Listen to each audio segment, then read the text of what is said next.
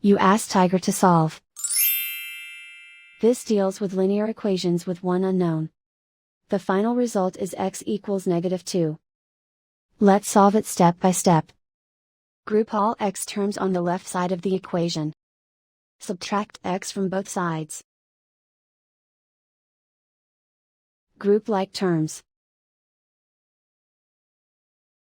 Simplify the arithmetic.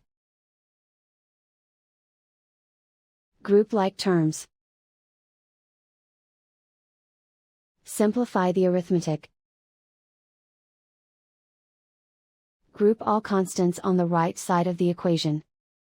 Add 4 to both sides.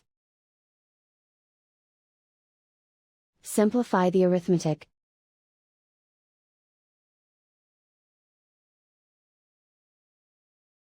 And so the final result is x equals -2.